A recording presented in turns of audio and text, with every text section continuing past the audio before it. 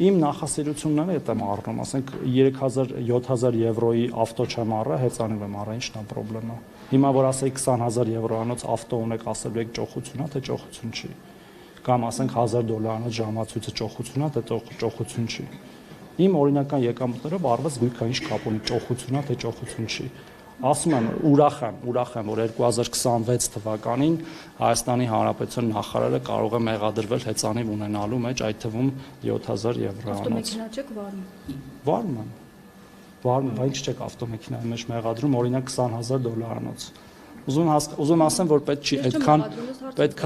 չի այդքան ընկնել ժողովուրդ հարգելի գործընկերներ, ուրիշ հարցեր ունեք։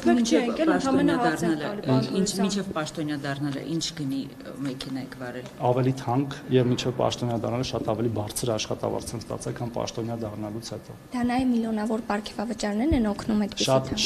Շատ ավելի բարձր աշխատավարձ եմ ստացել, քան նախարար դառնալուց հետո։